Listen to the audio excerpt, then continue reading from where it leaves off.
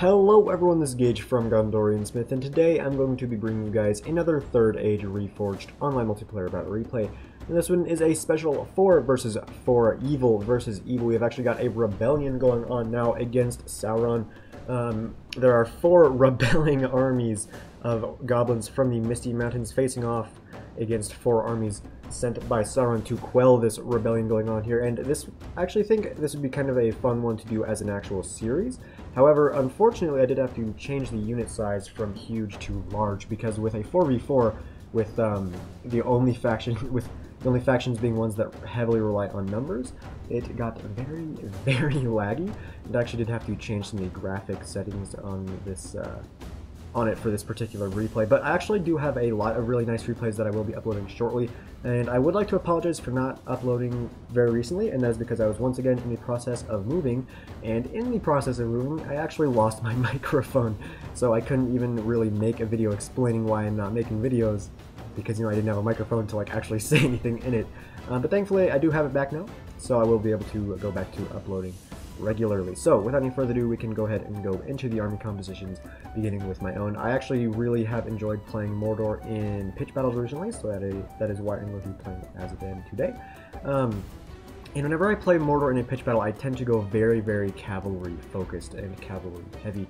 Now, Mordor has a very very few amounts of cavalry. However, the cavalry that they can bring is incredibly, incredibly elite. One of those units being the melee cav, that being the Temple Inquisitors. You can see I have given them the armor upgrade. I've also got 2 units actually of the Númenórean Lancers, and they do cap out actually at 1. However, if you want to pay 1,500 florins, you can bring a second one, which is actually what I have done today. You can see the other one way over there by my Melkor's Chosen. So I've got 2 units of melee cav, the Melkor's Chosen also costing 1,500 florins, but they are AP in melee, and they do instill fear. However, they are not AP off the charge like the Lancers. But because I'm investing so heavily in my cavalry, if you do not use your cavalry well with this kind of army, you can lose the overall battle very, very quickly, and it probably won't be that close. However, you can see I definitely went cavalry focused. I also have a number of elites. I've got my Olog High, who cost 1,300. I've got Temple Guard, who also cost 1,300. And I've also got Temple Executioners, who also cost 1,300 florins. So because of all these elites, my main infantry is not going to be very good. So I've only got a couple units of the AP Orc Maulers. These guys only cost about 450 florins, but they are AP. I've got 3 units of the AP Mordor Halberds, who cost me 600, but they have 7 attack, 8 defense, 7 charge. And they are, of course, Halberds with their nice phalanx formation. And then I've got 4 units of Orc Fodder. And in addition to this, I have got a couple units of the Orc Javelins, who are extremely, extremely cost effective because they only cost 350 florins, and they're still very, very actually effective javelins. You mainly just have to make sure that they don't get focused on by archers, but because the Misty Mountains doesn't really have a lot of good archers, these guys will actually generally do very well against factions like the Misty Mountains. Also, the Temple Guard is where my general actually is. I'm going to be mainly using these guys as AP arrows to focus down units like the Bolg's Champions and the Ward Riders, just to give my cavalry that much more of an edge, because while my cavalry is elite, I still only have 4 units of overall cavalry. Also, something that might be worth mentioning, that the Temple Guard actually do have slightly better stats than the Temple Executioners over here. However, the Temple Guard do, of course, have fewer men in the unit, and their main selling point is, of course, going to be their AP arrows. That'll pretty much do it for my army comps. We can now go over here to the next of the Mordor armies, and I'll go pretty quickly through these, mainly just because they're all relatively similar. He's got one of the AP Sirens, well, he's got a couple of Mordor Heavy Maulers. He's got the Body-Piercing Númenórean Shadow Guard. He's got his own Olog High and Temple Executioners. He's got the Nazgul for his General's Bodyguard, very, very deadly. He's also got one of his own Orc Javelins. He's got some Mountain Trolls. He's got more Heavy Maulers and some more infantry. For his front line, he's got Orc Fodder as well as Black Legion of Barad-dûr. And then here he's also got a couple units of the Mordor Guard Spears. And he's got a decent amount of archers, that being 1 unit of Mordor Archers and 2 units of Orc Archers. But that'll pretty much do it for his army. You can see he actually doesn't have any cavalry whatsoever. We can now go on to the next army, which is going to be Dreezy of the Dark Cloud, one of the developers of Third Age Reforged. And he has got a very, very interesting army indeed. He's got 1 unit of the Melkor's Chosen and 1 unit of the Temple Inquisitors, who is going to have to use probably defensively, because he only has 2 units of cav. He also has 1 unit of his own Nazgul. He's got AP Temple Guard. He's got 2 units of Moron Infantry, as well as 1 unit of Moron Guard, and a couple units of Orc Fodder. And here in the center, well, kind of more in the front, but in the middle-ish, he's got 3 units of Temple Executioners, all with their armor upgrades. So the first one cost him probably 1,350. I think the second one costs 1,950, and the third one will have costed him 2,600 florins. So he's definitely going to be relying on the Temple Executioners to do most of the heavy lifting there for his army. We can now go to the final army of Mordor, which is going to be commanded by DF Second Pink. Although I don't think he's actually DF anymore. That's a topic for another time, and I don't really want to get into that. However, he's got some Numenorean Lancers, some Temple Executioners, or no, Inquisitors, sorry. He's got his BP Rangers up on the hill with his AP Archers as well, so that's going to be a nice firing position for them. He's got 4 units of his own Moron Halberds, as well as, it looks like 3 units of the Orc Fodder, some Olag High, and then his front line is consistent of a bunch of AP and Moron Heavy Maulers, some Nazgul, and some Temple Executioners as well, so a very nice Mordor army as well. So we can now go here to the first of the Goblin armies, which is going to be commanded by Arm Josh. I believe he has a front line of the 3 units of Heavy Goblin AP Spears. These guys can shoot a ball, push through halberds and pikes relatively easily. He's got his own Heavy Goblin halberds. He's got some Cave Troll Drummers to provide some morale support. He's got a couple units of Standard Cave Trolls as well as Snow Trolls, and some Goblin King's Bodyguard. Although because his army is relatively small, he also probably has some of the Mountain Orc Berserkers who are AP with locked morale. However, they do have very low armor, but a couple hit points to make sure they don't get targeted and instantly destroyed by arrows. Over here we've got DF, Dark Elven King, commanding another army of the Orcs of the Misty Mountains. He's got some halberds, he's got some spears, he's got some standard Heavy Goblin infantry, as well as a couple units of Heavy Goblin crossbows, and a couple units of Heavy Goblin archers, so he definitely is going for a more skirmish-heavy approach for the Misty Mountains. He's got some Goblin King's Bodyguard, he's got Bolgs, Champions, Cave Trolls, and a couple units of the Black Uruks of the Mountains. Relatively well-skilled and pretty decent shock infantry as a whole, but they can get targeted by arrows pretty quickly. We also have another, of course, of the Misty Mountains army, which is going to be commanded by Thorn. He's got Heavy Goblin Spears on either flank, supporting a bunch of units of the Heavy Goblin Infantry. So he's got some Bolgs Champions, some Drake Broodlings, some Snow Trolls, Cave Trolls, Warg Riders, Cave Troll Drummers. He's got some Goblin King's Bodyguard. Looks like that's just about it. Also, look how nice these unit models for the Cave Troll Drummers and the Standard Cave Trolls look. They look very nice indeed. A lot of hard work definitely put into them by the developers. Anyway, over here you can see the final Misty Mountains army, which is going to be commanded by Long-Lived Rhodesia. He's got a 1 unit of the Bolgs Champions, he's got 1 unit of Warg Riders, he's got some Cave Trolls, Snow Trolls, Heavy Goblin Infantry, a couple units of Heavy Goblin Spears, he's got a, the Goblin King's Bodyguard, and he also has like 3 or 4 units of the Goblin Light Infantry. That'll pretty much do it for the army comps.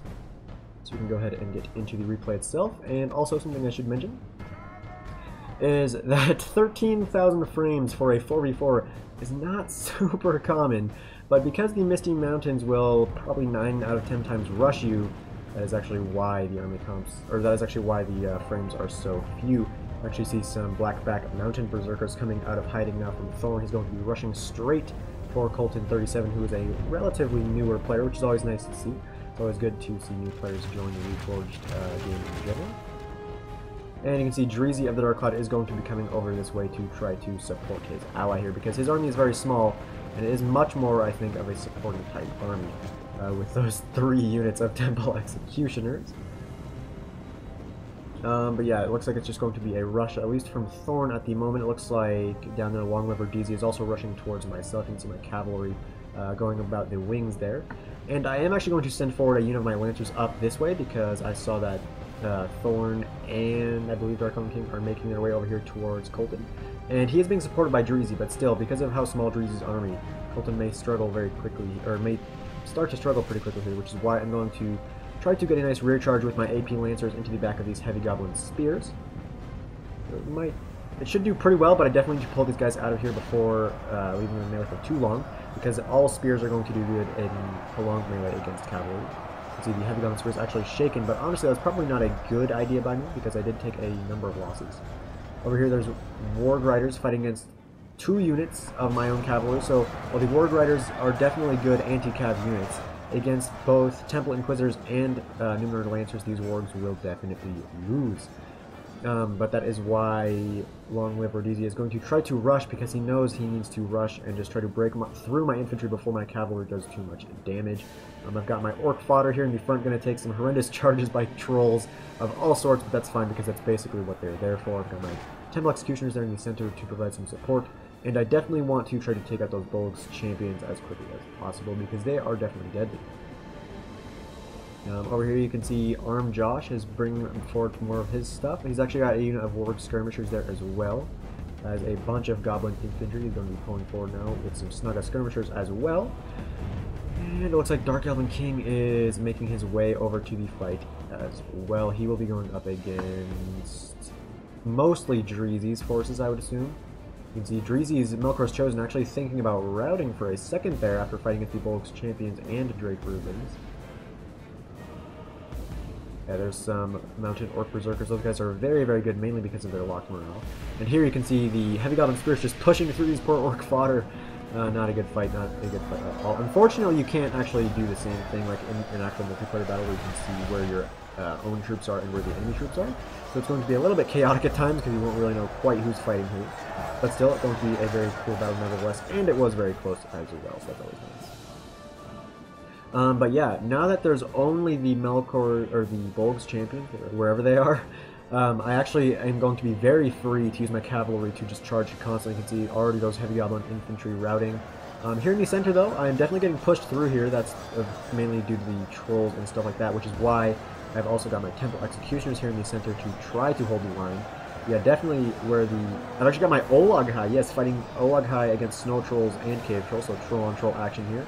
And I am also, of course, going to be constantly charging in with all 4 units of my cavalry. Going to try to just flatten these goblins before they are able to cause too much damage to my main line.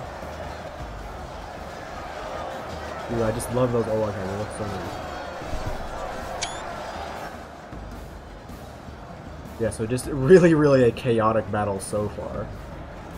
And there's the Bolg's Champions. I'm going to quickly turn around with my Melkor's Chosen and my Numenor Lancers and try to catch out these Bolg's Champions here and just surround them and deal with them as quickly as possible. See a lot of routing goblins here. That is definitely why I like to play as Mordor more than the Misty Marines.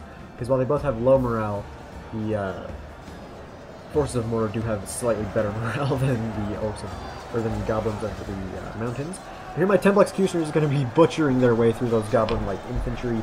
But we'll take a quick look elsewhere, because things are definitely getting more interesting over here. You can see Dreezy is actually giving chase to Dark Elven King's huge amount of forces around here. I actually don't quite know what Dark Elven King is doing. It looks like he's chasing those Temple Executioners with his entire army, maybe? But no, Dreezy is going to try to give chase to Dark Elven King's very blobbed up forces over here. And it looks like Colton and Thorn are still fighting, but it looks as if Thorn is kind of... Yeah, looks like Thorn might have actually lost this fight. Looks like he kind of pushed a little too hard and a little too quick, so he wasn't able to be getting enough support from his allies. And over here, Arm Josh is fighting hard against Second Pink. You can see the Bolg's Champions causing havoc in the rear lines of Second Pink's forces, but it looks like for the most part...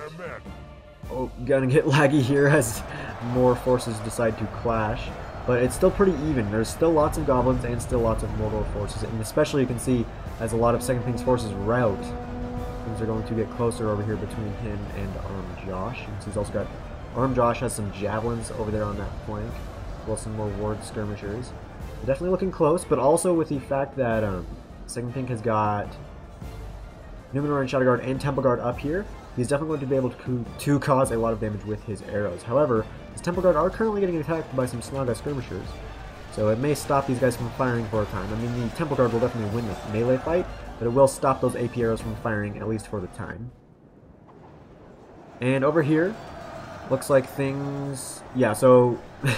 this is just where things start to get bad, because you can see my Melkor's Chosen have taken a lot of losses. However, they were able to defeat all of the Bolg's Champions, which is going to free all the remaining 4 units of cavalry of mine to just constantly rear charge into pretty much anything they want.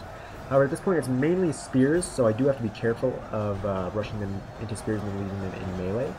You can see Longwood Verdeezy is trying to protect his back lines with some spears, but unfortunately his main line just isn't enough to deal with what I have got left over. So it looks like I will be able to pull out victorious, at least over here against Long Live Rhodesia. However, like I said, because my main strength is in my cavalry, and my cavalry has taken a lot of losses, I'm not going to be super effective in the rest of the fight. Got my javelins over there. But anyway, we'll take a look over here, because this is where things are still very interesting, because Colton is still trying to fight hard against Thorn, and Thorn initially looked like he was starting to struggle, but it looks like he still was able to cause a good amount of damage to most of Colton's forces. And yeah, so it's definitely looking closer. There goes one of the Goblin Generals. I believe that was Thorns. So he will probably lose most of his army because of that. However, if you look over here, Dark Elven King still has a lot of units. He's got his crossbows firing, he's got his trolls, and oh, if you look over here, it looks like 2, maybe even 3 units. No, it looks like just 2, I think, of Dreezy's Temple Executioners are trying to hold back this huge amount of Dark Elven King's goblins. But after getting surrounded and charged by Bolg's champions, it's not going to look very good for the Executioners of Dreezy. So yeah, Dark Elven King definitely still has a lot of forces left over, especially with his crossbows and archers. So as long as his general doesn't die, he could definitely, I definitely think he'd be able to deal with what's left of Colton, because Colton took a ton of losses fighting against Thorn. The Blackback Mountain Berserker is not going to give up, even though they're completely surrounded. That is because, of course, they are locked on morale. I think this one would be actually a fun one to do as an overall series. Mordor against not just the Misty Mountains, but also other evil factions. Oh, over here, Second Pink's Lancers are doing a nice job of cycle charging, but also the Warg Skirmishers are doing the same. Ooh, but the Rangers and Archers are now free to fire once more. Yeah, it's looking close. The Spears are here, fighting against Executioners and Maulers and Halberds. It looks like Mordor is pretty blobbed up at the moment, so it'll be interesting to see how this one turns out. Yeah, I also have quite a few other nice replays. They're all very close, and I think one of them even features a new map that was made by DF Listers. That's also always cool. It's like the Goblin King's bodyguard is getting cut down, as well as some Black Orcs of the Mountain. Temple Executioners is still at 41, and I'm going to go ahead and rush forward with as much of my infantry that is freed up to go over here and help out, and definitely going to go forward with my cavalry, because over here you can see that, you know, Colton's still holding on against what's left of Thorn. Breezy's still got a few units left, but Dark Elven King still has a lot of his goblins left over, and those crossbows in particular could still cause a huge amount of damage to our very important units like my own cavalry and things like Executioners. Over here though, despite all the cav charges from the Bolg's champions, the Temple Executioners are still doing a pretty good job. Honestly, they're probably only doing as good of a job as they are right now because they're not being completely surrounded by Dark Elven King's forces. You can actually see the Nazgul are in here as well. There's still 9 of them, and without the cavalry or artillery, these Nazgul are going to be excruciatingly difficult to deal with. There are some trolls coming in though, so they should help out a little bit. But he might want to bring some. I would maybe consider bringing crossbows over here to try to target those Executioners and Nazgul. But again, it might be a better idea just to leave them here and try to focus down my 4 units of cavalry. You can see are booking it up this hill rather. So it looks like Colton's just going to try to reform his lines here, all the while getting shot. And there goes Livrodesia's general getting taken out by a orc fodder. And over here, Mordor and Shadowguard pursuing, so they must be out of ammo. Oh yeah, looks Mordor's forces are surrounded here by Goblin Spears, Halberds, so a lot of good AP. AP tends to do well against most evil factions, Mordor included. However, there are Lancers here, getting nice charges into the back of Armjosh's forces. There's also the Nazgul in there, still at 10. And honestly, I don't know.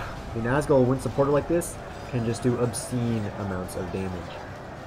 Good thing that the lag is significantly less, though, now that a ton of forces have, of course, fallen. I'm going to use my cavalry to pursue the archers and crossbows. Yes, I'm going to get a semi-decent charge, I guess, off into those heavy goblin crossbowmen right into their rear. But I'm going to just constantly try to do that because the crossbows in particular, thankfully they're not targeting my cavalry, but if they decide to do so, it would definitely do a huge amount of damage to my cavalry. However, it looks like the crossbows were able to do their damage over here against the Executioners, who are just about dealt with by now. There are still 8 Nazgul, though, and still a very nice blob left over of Dark Elven King's forces. Unfortunately, we do not actually have any body piercing, because this would be an excellent target to use, but I think the only body piercing unit that's still alive is Second Pink's up there, and I think it's out of ammo, actually. Because I believe, yeah, it looks like most of Colton's Rangers were shot down. Yeah, Colton does not have a lot of forces left over. I am going to be pushing forward some of my own forces relatively quickly here. And of course my cavalry just constantly running around doing a pretty nice amount of damage. But unfortunately, I did not notice that these were actually halberds I was charging into, so I went ahead and charged directly into heavy goblin halberds with my lancers. Thankfully I was able to pull them out before they took too many losses, but still, not a smart move. However, heavy goblin halberds were actually routed. They're gonna come back. Nope, they're routing. I think that's because the one Numenorian Lancer that's stuck in here is causing them to continue to rout. So that's definitely a good thing.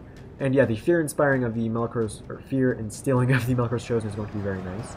Oh, but unfortunately I left my Temple Inquisitors here in the range of those cave trolls, and trolls are extremely good at taking out all sorts of cavalry, especially when supported by your own cavalry, which is why I always bring Olaghai with this type of Mordor build, because against cavalry-focused factions you can still do relatively well, as long as you use your trolls to support your 4 units of cavalry. Yeah, it looks like there's still 8 Nazgul of Dreezy left over. I'll go ahead and put it back up to normal speed now, because there's not many frames left over. But yeah, the Nazgul are going to try to run away because they don't want to get taken out, but it looks like most of the Executioners of Dreezy have been taken out. We'll go back over here because this is where things are definitely closer. Ooh. So it looks like most of the standard Mordor infantry of Second Pink has been taken out. However, he still has archers, he still has his Temple Guard, and he still has his Nazgul, as well as his Lancers. So while it was close over here, it looks, yeah, with the routing of Armjosh's forces, looks like Second Pink is going to be able to prove himself victorious. He's also got his Temple Executioners here, so yes. Looks like Second Pink was able to defeat his enemy, but it was very, very close indeed. We'll go back over here to Dark Elven King's forces. That's pretty much the only goblins left on the field, and he still does have a pretty significant amount of them, as you can see them rushing forward in a horde-like manner. It's been a big old blob. Ooh, yeah, that's a lot of them, honestly. But honestly, you know, because we don't have any BP left over, I don't think it's necessarily a bad idea for him to move forward in a blob like this. I mean, if we had rangers, then it would be. But because the goblins have such poor morale, him actually focusing his forces in one big blob like this will actually help his forces to not rout quite so badly, because if you spread them out, then it'll make them more, it'll make them more by themselves, so they'll be easier to rout overall. But if he hasn't blobbed up like this, then they should not rout quite as badly, especially with his inspiring units around here, like his bodyguard. Also, the Mountain Orc Berserkers can chant to inspire their friendlies around them. You see, I've moved forward with what remains of my forces. I don't have a ton left over. I've got a decent amount. I've got my Executioners. I've got my Temple Guard as well. But yeah, there's still a lot of goblins here, so I mean, it could still be close. It could still definitely be close. We've got trolls, Goblin King's bodyguard. Oh, there's actually 2 units of Goblin King's bodyguard left over, because this is Armjosh's. I guess he did not want to commit them over there against Second Pink. Dreezy still has his Temple Guard and his Executioners, and his 6 Nazgul. They were able to escape from that blob over there. But yeah, see, things are getting a lot more interesting now. We've got the fight recommencing. Javelins being thrown as well. The Colton's javelins are just going to throw directly into this nice blob right there. And Dreezy's, did he have 2 units of Nazgul, or these guys just out here kind of by themselves? Right. Nevertheless, we have got Nazgul charging in here. And I've got my own cavalry going to try to silence these Snaga skirmishers here. Going to try to continuously charge into them so that they rout. Also going to charge wherever I can with my Melkor's Chosen, because they instill fear, which could cause routing as well. Over here my halberds and my executioners are fighting against some black urks, some goblin infantry, and some heavy goblin infantry. I've got my temple guard here as well. I'm going to be focus firing certain units. I think I might have been firing at those black urks of the mountain. Cave trolls still at 12. And I mean, there's still a nice blob here of AP. There's still halberds, but I don't know. It'll be close, especially because of how much cavalry we have left over. Oh, here comes some more heavy goblin halberds. I don't know. It's close. It's close. There's more Nazgul though. Black Legion of Mordor, surprisingly, in this battle, going to break the trend of ending normally used extremely aggressively. They were actually a very important factor in Colton's main line, at holding that line. Second Pink's Lancers are over here now. I've got my cavalry kind of swinging around wide, unfortunately. It looks like I lost some micro there, but they will come back pretty shortly here. I also might have just been trying to keep them away from the cavalry, or from the trolls. Speaking of trolls, Going to charge directly into my general's unit of Temple Guard, but only going to take out one because these guys have not taken a huge amount of losses. And in melee, because the trolls aren't supported, ooh, my general just killing a troll there though. But yeah, in melee, unsupported, these trolls will fall against my Temple Guard because the Temple Guard are extremely deadly in melee. Yeah, it looks like this is just about going to be it for the overall battle. There goes Dark Elven King's general, and like that, you will see this entire blob. After a few cycle charges here from these fear instilling units, all of these units are going to either break immediately or just fight to the death. Like break and fight to the death. So yeah, very unfortunate there, but again, that's basically the main weakness always for the Orcs and the Misty Mountains, that being their relatively low morale. But still, I definitely thought it was a very fun battle. Big thank you to all of the players involved. I'm going to speed it up now, but see, it's 86 to 88, so I mean, it's not like it's super unbalanced. I thought it was definitely very, very fun. And I am definitely glad we put it on large unit settings, because we did try it on huge once, but it crashed. And if it was on huge, then I would have to lower my graphics even more. And that would not be very fun. There goes another general. I believe that was Armed Josh's general. And just like that, that'll be the end of the battle. It looks like I was able to get the most kills, 2,700.